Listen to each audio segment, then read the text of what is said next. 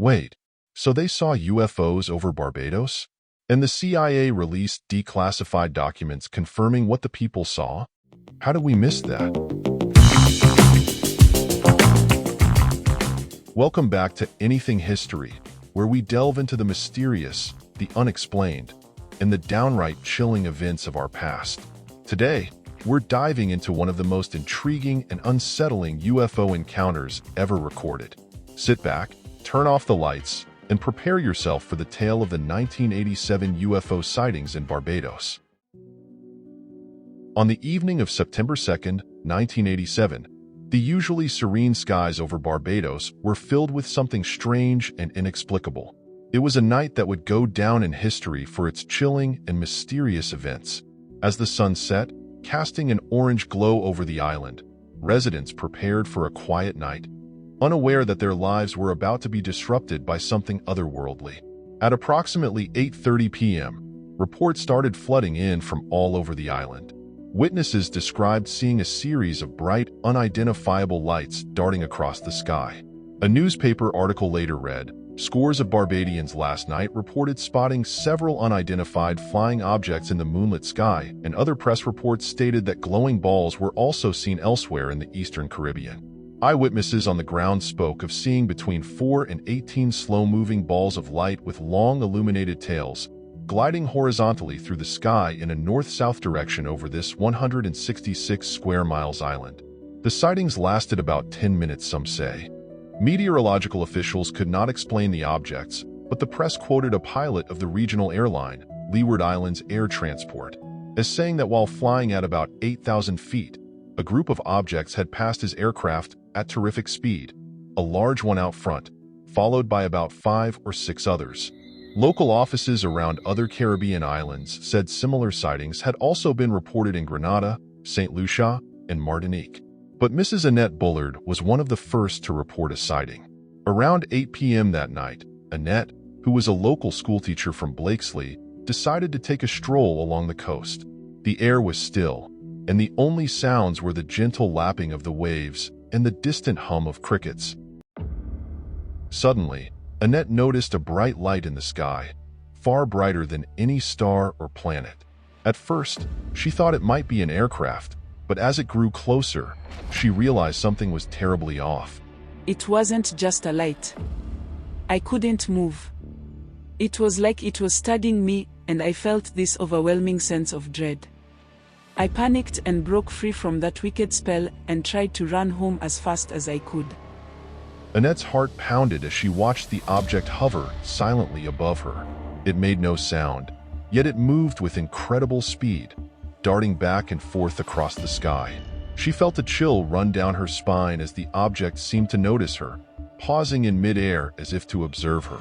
As Annette ran back to her home, other residents across the island began witnessing similar phenomena. Her family said they would never forget the fear in Annette's eyes. She wasn't making it up. She saw something. Annette described the lights as bright, almost blinding, moving with an impossible speed and agility. The lights seemed to form a pattern, a deliberate dance across the night sky that defied any logical explanation. Meanwhile, on the northern coast of the island, a group of fishermen were about to experience something that would haunt them forever. As they were preparing to dock, they noticed a large glowing object hovering over the water. John Paul Ferguson, one of the fishermen, recalled the moment with a trembling voice. "It was massive, silent, and it just floated there. We could see the reflection in the water. It wasn't anything I'd ever seen before. It felt like it was watching us." By 9 p.m., the sightings had become so widespread that the local authorities and even the Barbadian government took notice. Reports were not only coming from civilians, but also from police officers and pilots. The Royal Barbados Police Force received numerous calls, and officers were dispatched to various locations to investigate. The eerie similarity in the descriptions from different parts of the island only added to the mystery. One of the most disturbing encounters came from a family living in the rural part of the island. As they were settling down for the night, they noticed a bright light flooding through their windows. Nigel Thompson, the head of the household, described the scene. "It was like daylight outside. My kids were scared. We went outside to see what was happening. And there it was. A huge, silent craft hovering over the field. It had a metallic surface and strange markings. We watched it for what felt like hours, but it was only minutes. Then, just as quickly as it appeared, it shot up into the sky and disappeared. As reports flooded in from all over the island, local authorities were overwhelmed. The government of Barbados, unable to provide any plausible explanations, reached out to international agencies for assistance. The CIA took a particular interest in the case, as UFO sightings were a hot topic during that era. The phenomenon wasn't just a local curiosity. News of the sightings reached international media, and soon, UFO researchers from around the world were flocking to Barbados. Among them was Dr. Alan Hynek, a well-known ufologist. He conducted several interviews and collected eyewitness accounts. Dr. Hynek noted the consistency and sincerity in the testimonies. These people saw something extraordinary. The details in their stories are too consistent to be dismissed. Despite the overwhelming number of reports, there were skeptics. Some suggested that the sightings were the result of mass hysteria or misidentified natural phenomena. However, the sheer volume of credible witnesses, including law enforcement and professionals, made it hard to dismiss the events entirely. As the days turned into weeks, the sightings gradually decreased, but the impact on the island's residents was lasting. Many who experienced the events were left with a sense of awe and fear. Some found solace in the idea that we are not alone in the universe, while others were deeply unsettled by the unknown.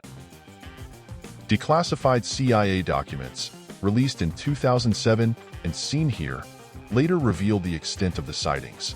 It was titled "Barbadians Report Several UFO Sightings." These documents detailed multiple credible witness accounts, all describing eerily similar encounters with these otherworldly beings. Despite extensive investigations, including aerial and ground searches, no definitive evidence was found to explain the sightings. The lack of physical evidence did nothing to quell the fear and paranoia that gripped the island. People spoke in hushed tones about the white beings and avoided going out at night. To this day, the 1987 UFO sightings in Barbados remain an unsolved mystery. For the witnesses, the events of that fateful night are etched into their memories, a chilling reminder that we may not be alone in the universe. I don't know what I saw that night, but I know it wasn't from this world. Sometimes, I still feel like it's watching me, waiting to return. Annette Bullard may be forever affected by what she saw that night. And whether you believe in extraterrestrial visitors or not, the story of the Barbados UFO sightings is a powerful reminder of the mysteries that still exist in our world. The 1987 Barbados UFO sightings are a perfect example of how unexplained phenomena can captivate and terrify. While skepticism is healthy, the detailed and consistent reports from credible witnesses make this case particularly intriguing. Whether these were truly encounters with extraterrestrial crafts or some other phenomenon, the events of that night continue to spark curiosity and debate. Thank you for watching Anything History. Don't forget to like, comment, and subscribe for more intriguing tales from the past. And as always, stay curious.